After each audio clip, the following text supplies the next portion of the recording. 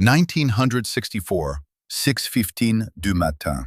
Le clic d'un poudrier doré qui se referme. Elle n'a pas encore prononcé un mot, mais elle a déjà suivi 9 règles. Au moment où elle prendra ses clés de voiture, elle aura suivi les 25. Toutes les femmes en Amérique les connaissaient.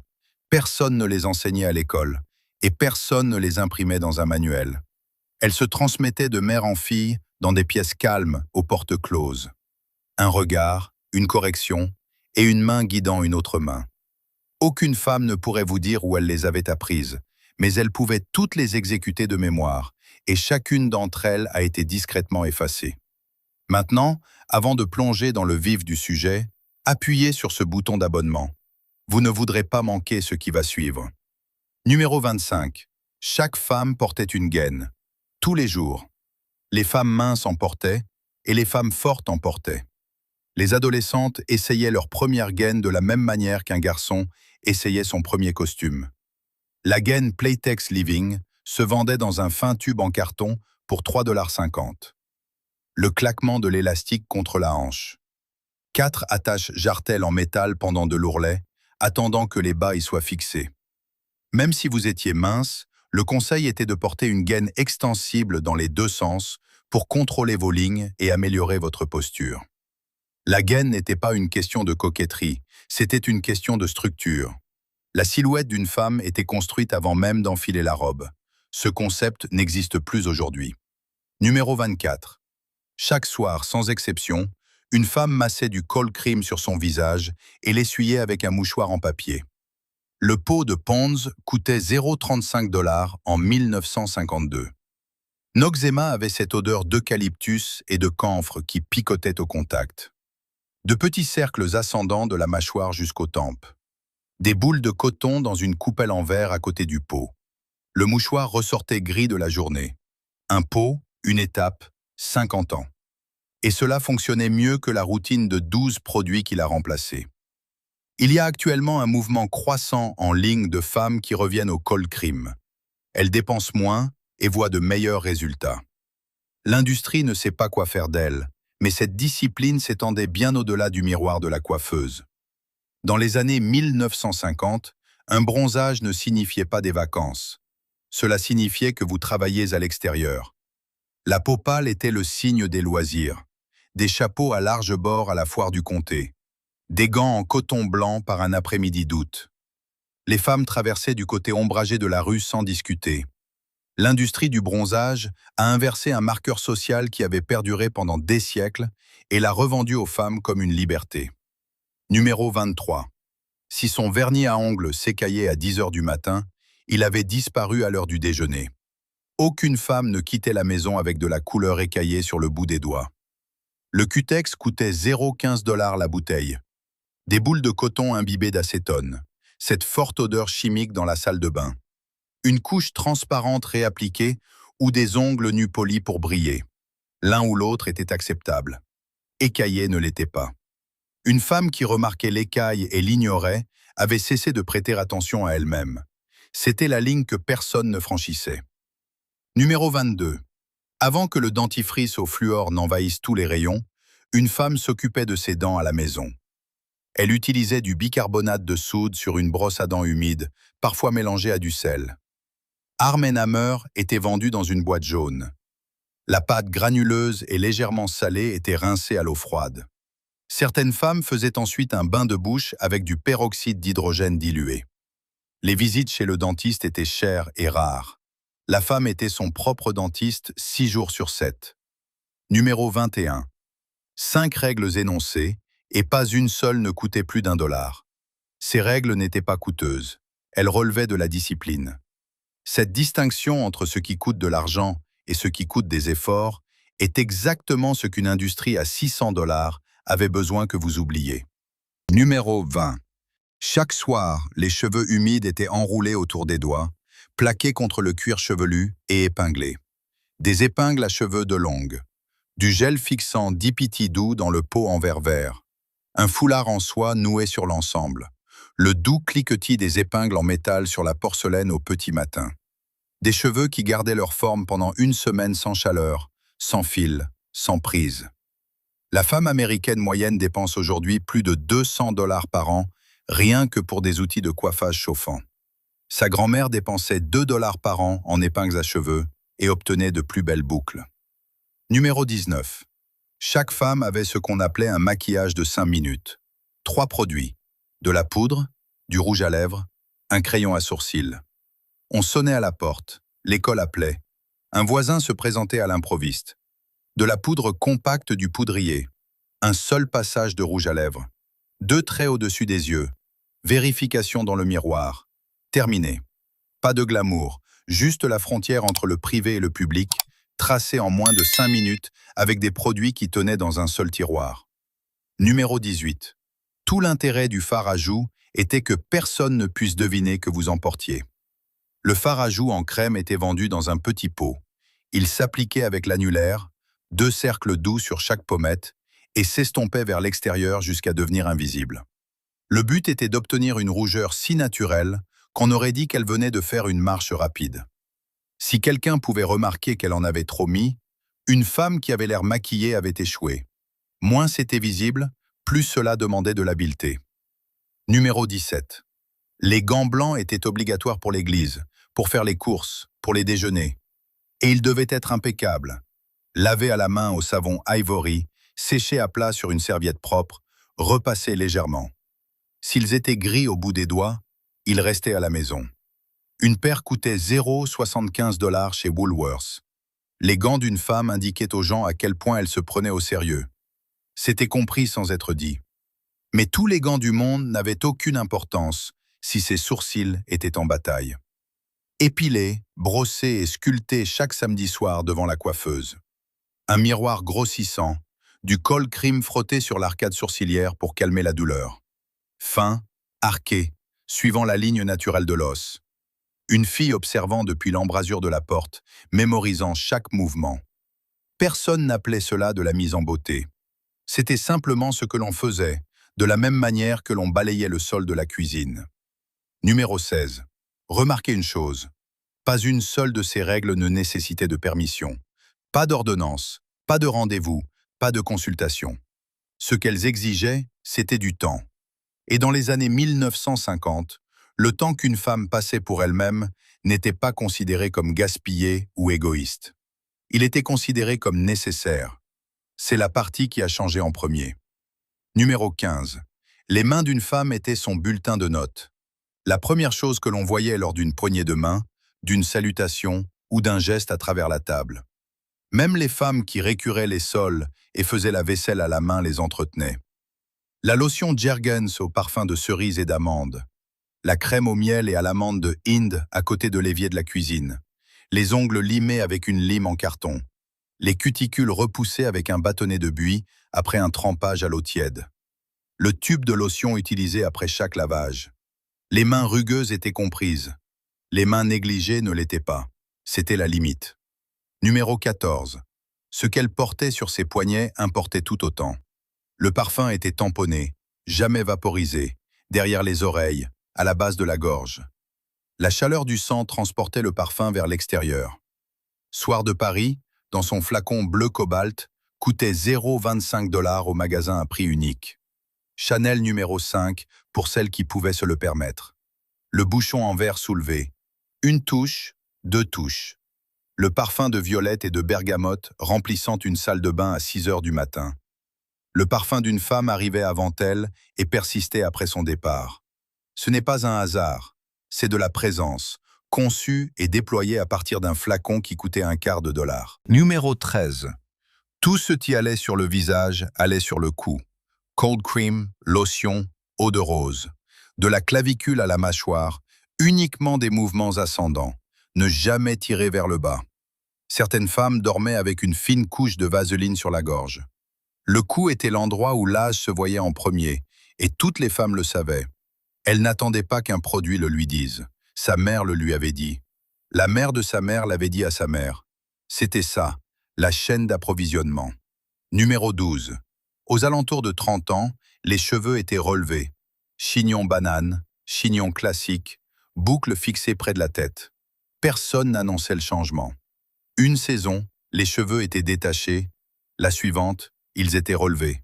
Ils y restaient. Ce n'était pas une perte, c'était une promotion. Porter les cheveux relevés signifiait que la prestance importait plus que la jeunesse. C'était de la dignité, pas une capitulation. Une femme qui luttait trop fort contre cette transition faisait pitié. Une femme qui la faisait avec grâce était admirée. Le voisinage le remarquait. Et il s'en souvenait. Et cette même attention la suivait à chaque repas, à chaque tasse de café, à chaque conversation qui durait plus de 20 minutes. Revlon Fire and Ice, rouge clair Max Factor. Le clic satisfaisant du tube doré que l'on tourne. Tamponné une fois sur un mouchoir, l'empreinte des lèvres laissée comme une signature. Aujourd'hui, l'industrie de la beauté vend des rouges à lèvres qui promettent une tenue de 12 heures. Sa grand-mère n'a jamais eu besoin de 12 heures. Elle portait la solution dans son sac à main. La réapplication n'était pas un échec, c'était un rituel. Numéro 11. Un pot de cold cream, une boîte d'épingles à cheveux, un tube de rouge à lèvres, une paire de bas en nylon, un flacon de parfum. Le coût annuel total pour être impeccable en 1954 était inférieur à ce que la plupart des femmes dépensent aujourd'hui en une seule visite chez Sephora. La femme américaine moyenne utilise aujourd'hui 12 produits de soins de la peau contenant plus de 160 produits chimiques synthétiques avant de quitter la maison. Sa grand-mère en utilisait 3. Sa peau était plus belle à 70 ans. La différence n'a jamais été l'argent. C'était le savoir transmis de main en main. Et la transmission s'est arrêtée. Numéro 10.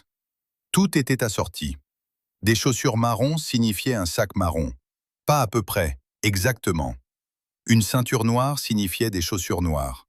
Le chapeau faisait écho aux gants. Le foulard reprenait une couleur de la robe. Une femme se tenait dans son placard, comparant une chaussure à un sac à main sous le plafonnier avant de franchir la porte d'entrée.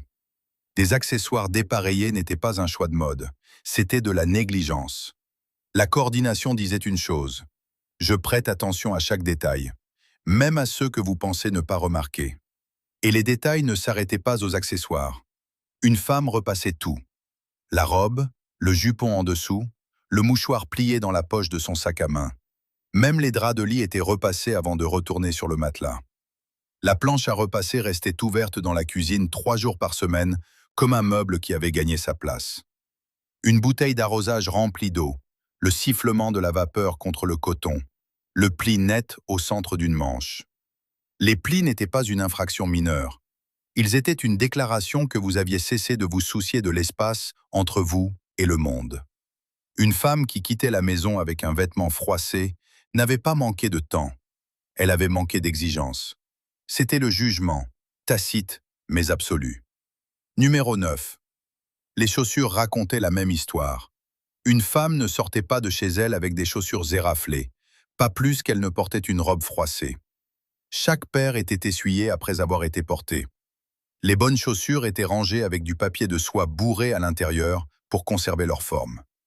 Le cuir était ciré le samedi soir avec tout le reste qui nécessitait de l'attention pour la semaine à venir. Le cirage kiwi dans la boîte plate, la petite brosse travaillant en cercle, le chiffon doux frottant jusqu'à ce que le cuir accroche la lumière. Les embouts des talons étaient vérifiés chaque semaine. Dès que le caoutchouc s'usait jusqu'au clou métallique en dessous, ils allaient chez le cordonnier. Pas la semaine suivante, cette semaine-là.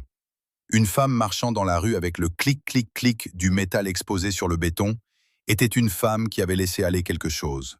Et une fois qu'une chose se laissait aller, tout le reste suivait. C'était la croyance. Le cordonnier facturait 25 cents pour remplacer un embout de talon. La femme qui économisait ce quart de dollar ne faisait pas d'économie. Elle perdait quelque chose qu'elle ne pourrait pas racheter. Le respect n'annonce pas quand il part. Il cesse simplement de se manifester. Et au moment où vous remarquez qu'il a disparu, les gens autour de vous l'ont remarqué en premier. Numéro 8. La posture n'était pas quelque chose qu'une femme des années 1950 avait par hasard.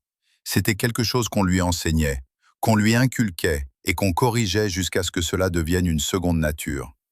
Des livres en équilibre sur la tête, les pieds joints, le dos droit, le menton parallèle au sol. Les mères la corrigeaient à table d'un seul regard. Les instructeurs des écoles de maintien de John Robert Powers disaient à leurs élèves qu'un beau visage ne signifiait rien si le corps ressemblait à quelque chose qu'elle avait simplement amené avec elle. Une femme avec une mauvaise posture était une femme qui avait cessé de faire des efforts. Tout le monde pouvait le voir, personne n'avait besoin de le dire. Numéro 7. 8 heures de sommeil n'était pas un luxe, c'était une prescription.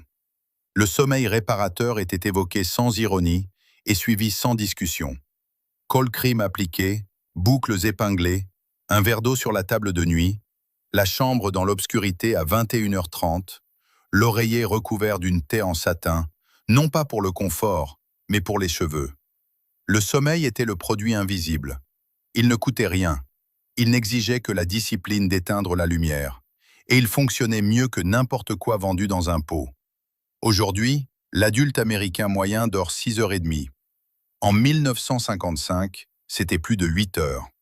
Le sérum le plus cher du monde ne peut pas remplacer ces 90 minutes manquantes.